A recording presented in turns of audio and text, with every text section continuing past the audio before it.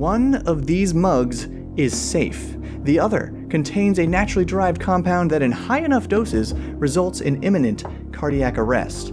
We'll find out which one in a minute. But check out these awesome poisons in the 5e Dungeon Master's Guide. Carrion Crawler Mucus, contact-based and harvested from, you guessed it, a giant squelchy worm. This poison can paralyze your target for 1 minute. And another, Midnight Tears, must be ingested but takes no effect until the stroke of midnight. Harvesting deadly substances from monsters, racing against the clock for a cure.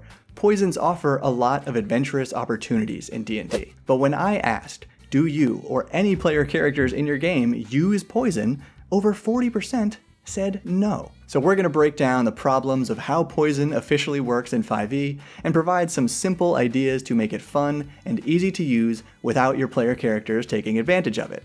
Because I'm Bob, this is where we learn how to have more fun playing D&D together, and Grace World Destroyer is here to help me find the dangerous substance in one of these mugs. This one. Oh, what? Oh, it's just delicious coffee from Many Worlds Tavern, the online coffee company that makes the perfect coffee for game night. You just chugged that whole thing.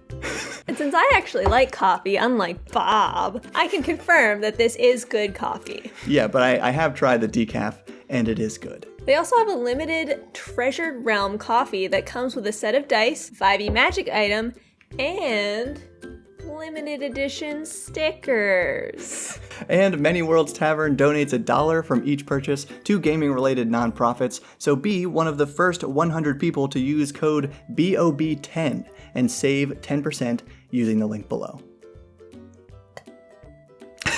Now, for those who were worried, we're not trying poison in real life, but we are looking at the top responses on that post for why people don't use or even don't like poison in 5e. And here's the big one. So many creatures have poison resistance or immunity. Many people said this, I've heard it said for years, but is it true? Well, roughly 100 5e monsters have poison resistance, and 640 have poison immunity. And if we compare that to the other damage types, poison is actually about average for resistance. It's tied with the number of creatures resistant to acid, and less than the number of creatures resistant to necrotic, lightning, fire, and surprisingly the greatest, cold damage. The wild part, however, is that the number of creatures immune to poison damage is almost on par with the number of creatures immune to acid, cold, fire, force, lightning, necrotic, psychic, radiant, and thunder combined. That is really weird. We definitely need to correct for that massively skewed immunity to poison, and I have 2 simple ways we can do it. 1. Use other damage types.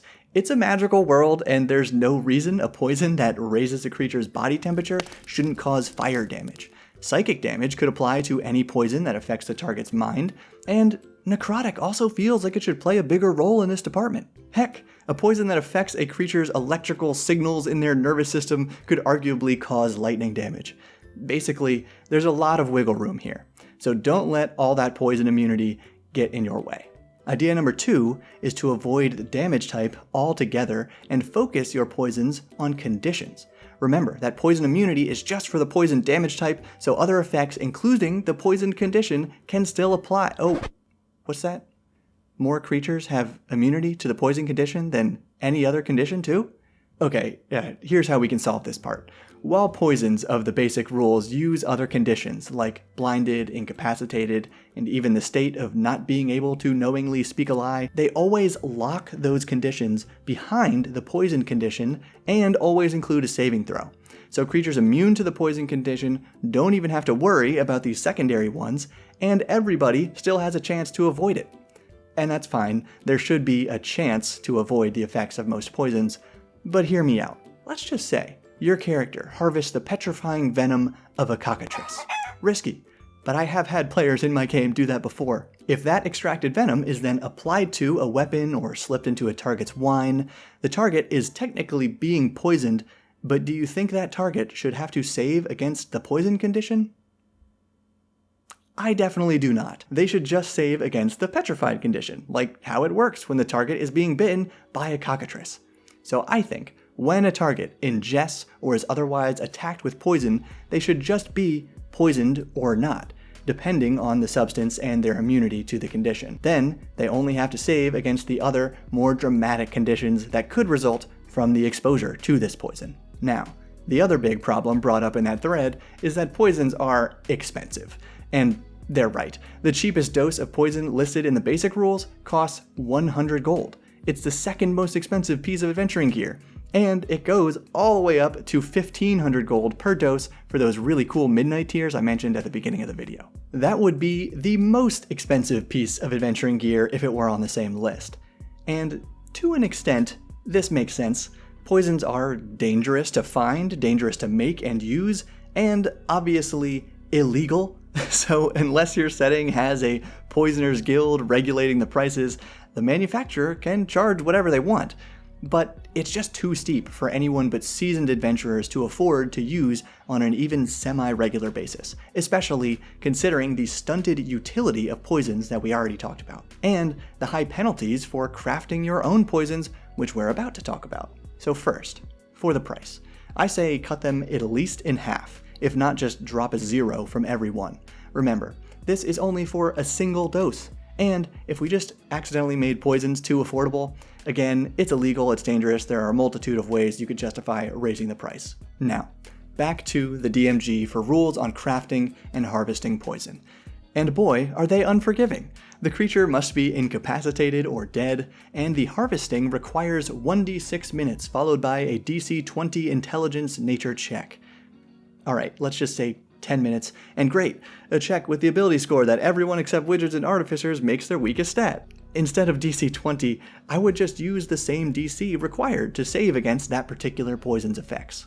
Simple. On a successful check, the character harvests enough poison for a single dose. On a failed check, the character is unable to extract any poison. If the character fails the check by 5 or more, the character is subjected to the creature's poison.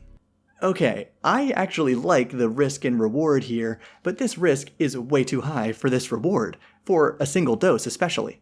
I would totally have the crafter suffer those effects on a natural 1, but most people don't actually like using critical fumbles, so this whole penalty idea is just kinda counterintuitive. However, if the crafter exceeds the DC by 5 or 10, they could automatically harvest a second dose of poison.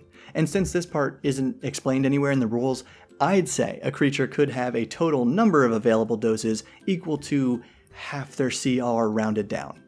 Or something, I just made that up. Now let's look back at the basic Violo poison in the PHB to find our rules for applying it.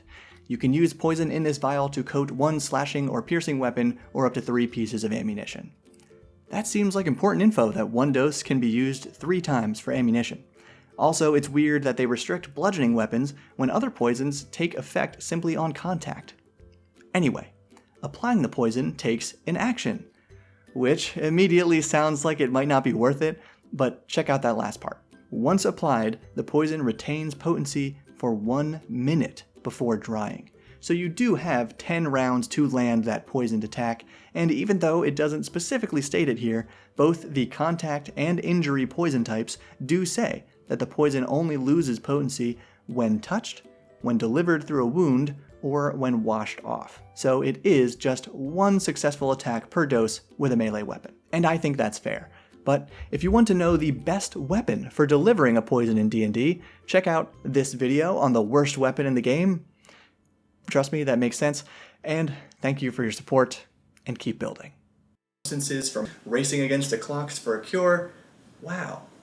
Can you do that one more time for me? Get your shit together, Bob. Yeah.